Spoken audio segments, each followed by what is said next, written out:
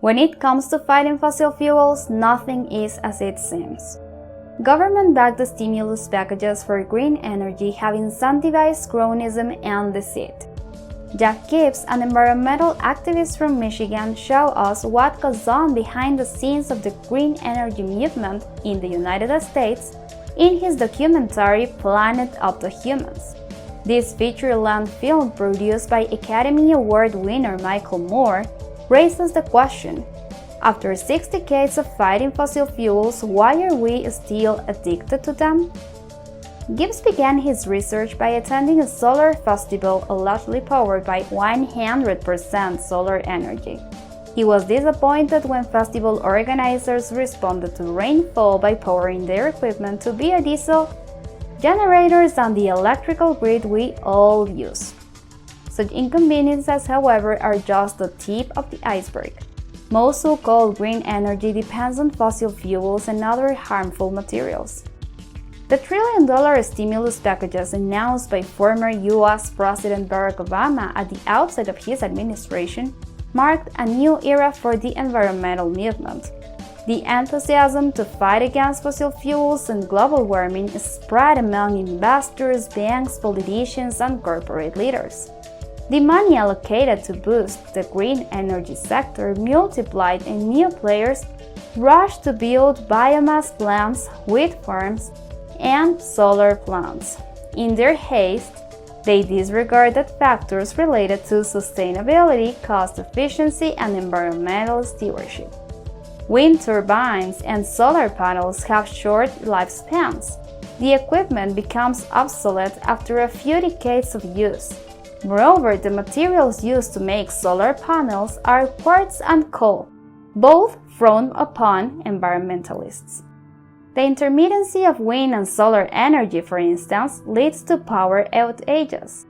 To avoid them, plant operators use a reliable backup system usually powered by fossil fuels. Ethanol plants use giant machines to process corn. Some plants consume coal for their distilleries, thus defeating the purpose of replacing fossil fuels. Biomass energy, the most common alternative energy source worldwide, also has a downside. For example, the McNeil biomass power plant claims it just uses forest residues. However, it relies heavily on whole trees to produce energy, thus causing CO2 emissions, forest deforestation, and erosion.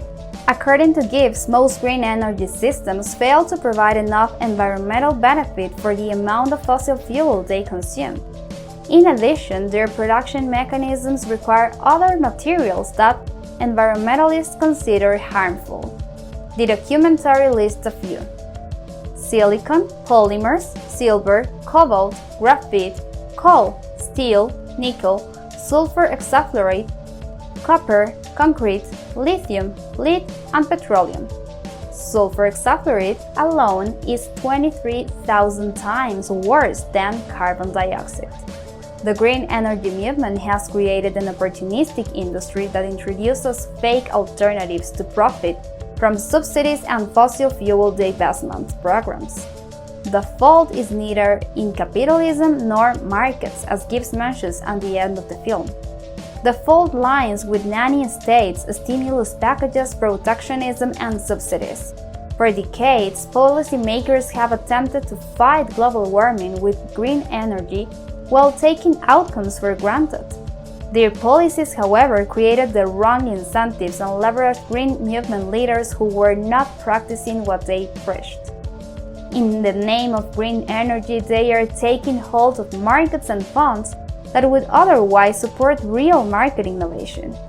Although these problems may seem unsurmountable, we can still take action. As individuals, we can verify the information we consume on environmental stewardship and renewable energy and avoid being deceived by false green advertising.